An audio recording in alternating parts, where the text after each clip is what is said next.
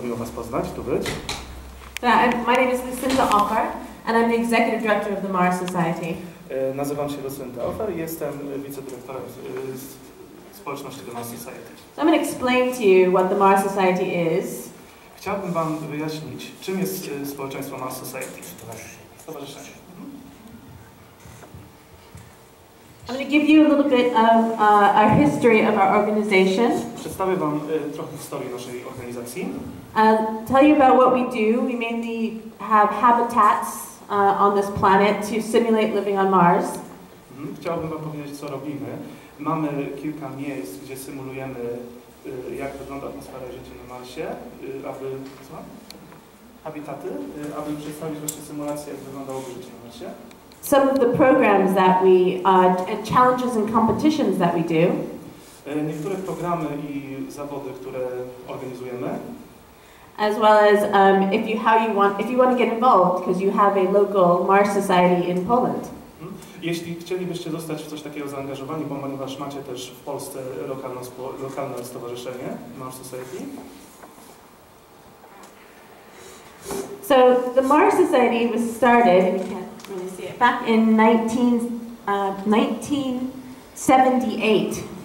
Stowarzyszenie Mars Society zostało założone w roku 1978.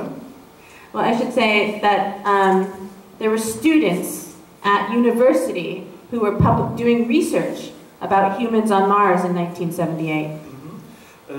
Zostało ono założone przez studentów, którzy na uniwersytecie prowadzili badania na temat Marsa. And those students were NASA scientist Dr. Chris McKay. Byli to m.in. ci studenci, naukowiec NASA Dr. McKay. NASA planetary scientist Dr. Carol Stoker. Naukowiec planetarny NASA pani Stoker. Our president of the Mars Society, Dr. Robert Zubrin. Przewodniczący stowarzyszenia Dr. Robert Zubrin. And a geologist, Dr. Penny Boston. Oraz geolog Dr. Penny Boston.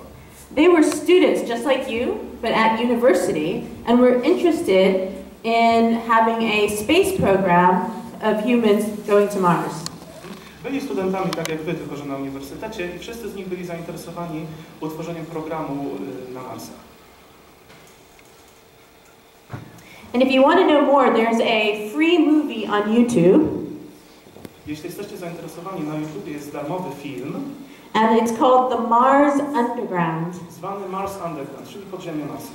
And it will tell you about Dr. Zubrin, our president. W tym filmie zawarte są informacje o prezydencie stowarzyszenia, dr. Robercie Zubrinie. It will talk about the research that they did when they were younger students, called the Case for Mars, the research papers. Opowiada także o badaniach, jakie członkowie prowadzili, kiedy byli studentami. It will talk about the Mars Direct Plan, the plan that Dr. Robert Zubrin did for Lockheed Martin that was actually adapted by NASA. Są także informacje o programie Mars Direct.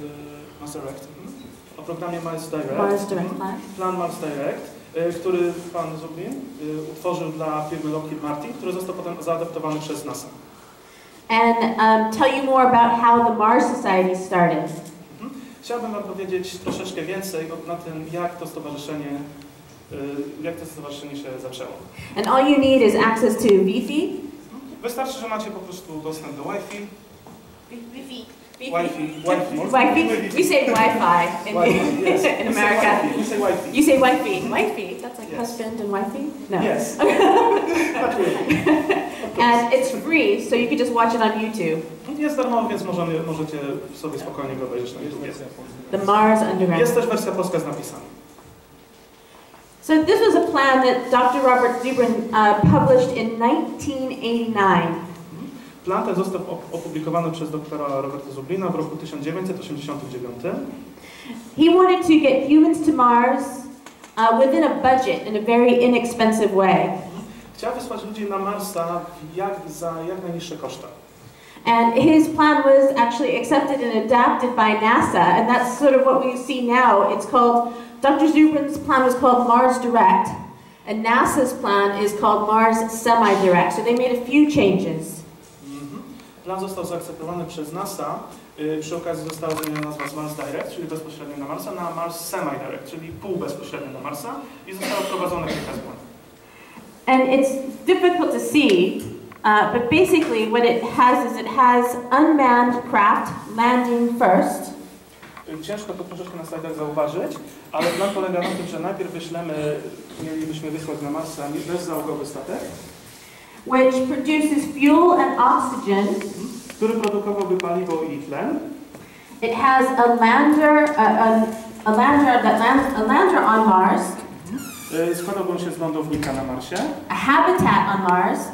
Habitatu na Marsie, czyli symulacji atmosfery. And an additional craft orbiting Mars. I dodatkowe pojazdy orbitujące wokół Marsa. And then 2 years later, it'll send another craft with no people. Po 2 latach wysłalibyśmy następny pojazd kosmiczny, nadal także bezzałogowy. And then finally, when there's 2 backup systems for safety put in place, i zostałyby także założone 2 systemy bezpieczeństwa.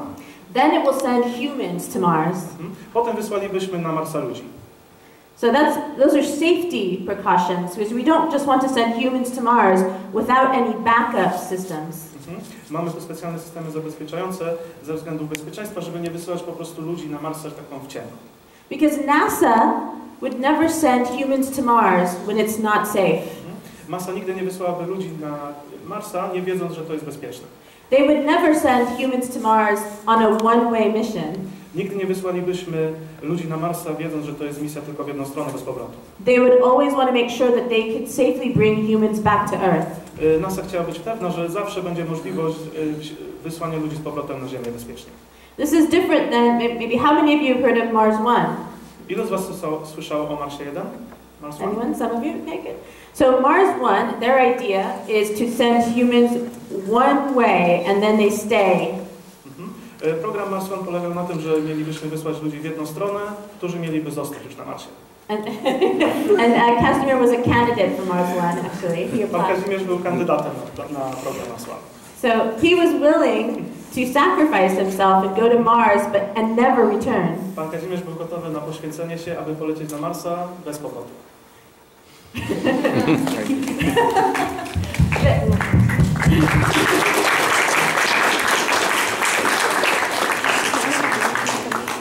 But that's a plan that that NASA would never do.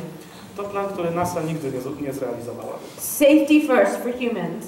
Dla ludzi najważniejsze jest bezpieczeństwo. Okay, so just and here's a picture of what it would look. This is Dr. Robert Zubrin's Mars Direct plan on Earth.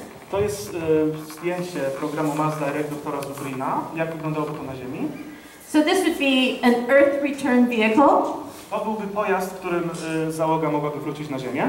So when they're ready to go back to Earth, they get on board that, and that lifts off of Mars and heads back to Earth. Kiedy są gotowi na powrót, wsiadają, pojazd startuje z Marsa i powraca na Ziemię. Of course, when they're on the planet, they need a place to live, so they would have a habitat, and that's what this craft is.